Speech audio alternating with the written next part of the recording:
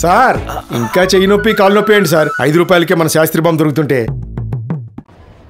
ఉమ్మడి మహబూబ్నగర్ జిల్లాలో ఏదైతే కార్పొరేట్ స్థాయిలో కూడా ఆరోగ్యశ్రీ సేవలు కూడా నిలిచిపోయాయని చెప్పుకోవచ్చు. ఈ నెల 10 నుంచి కూడా ఇప్పటి వరకు 15 రోజుల పాటు కూడా ఆరోగ్యశ్రీ సేవలు అందించే కార్పొరేట్ స్థాయి ఆసుపత్రులు కూడా నిలిపివేశారు. ఏదైతే రాష్ట్ర ప్రభుత్వం ఆరోగ్యశ్రీ సేవలకు అందించే బడ్జెట్లు కూడా తక్కువ బడ్జెట్ కేటాయించిన నేపథ్యంలో కూడా ఉమ్మడి మహబూబ్నగర్ జిల్లా ఉన్నటువంటి ఏదైతే నెట్వర్క్ ఆసుపత్రులు ఉన్నాయో అవి కూడా నిలిపివేశారు. ప్రస్తుతం మన దగ్గర మహబూబ్నగర్ పట్టణంలో ఒక కార్పొరేట్ ఆసుపత్రి దగ్గర ఉన్నాము.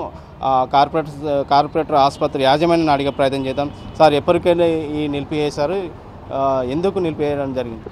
ఈ నెల 10వ తేదీ నుంచి ఆరోగ్యశ్రీ సేవలు నిలిపివేయడం జరిగిందండి. ఎందుకంటే ముఖ్య కారణం ఆరోగ్యశ్రీ యొక్క పేమెంట్స్ చాలా లేటుగా రావడం జరుగుతుంది. తర్వాత కాస్త ప్యాకేజెస్ కూడా తక్కువ ఉన్నాయి.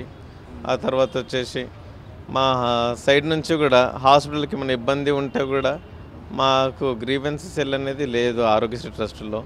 సో అది కూడా ఏర్పాటు చేయండి అని చెప్పేసి విన్నవించడం జరిగింది.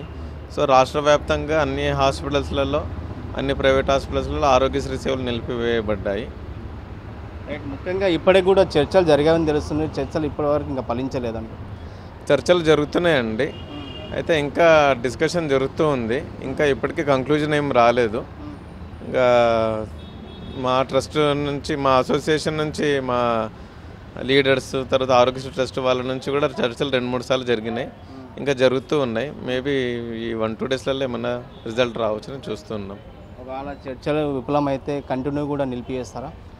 అది మేము మా అసోసియేషన్ యొక్క లీడర్స్ డిసిషన్ తీసుకుంటారండి. వాళ్ళు చెప్పినట్టు ప్రకారం మేము అందరం ఫాలో అవుతున్నాం అన్నమాట.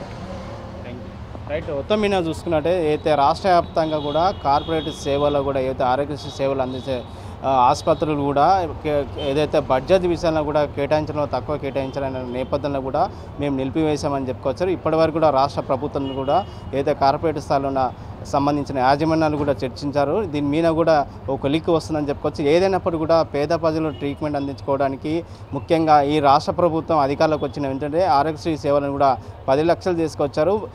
10 లక్షలు తీసుకొచ్చిన నేపథ్యంలో కూడా ఆర్ఎస్సీ సేవలు నిలిపివేయడంతో కూడా పేద ప్రజల రోగులకు ఎటు వెళ్ళి వైద్యం అందించుకోవాలని పరిస్థితి కానీ సేవలని స్టార్ట్ చేయాలని చెప్పి ఇక్కడ యాజమాన్యాలు తెలియజేస్తున్నారు. దాంతోపాటు రోగులు కూడా తెలియజేసిన పరిస్థితి కనిపిస్తుంది.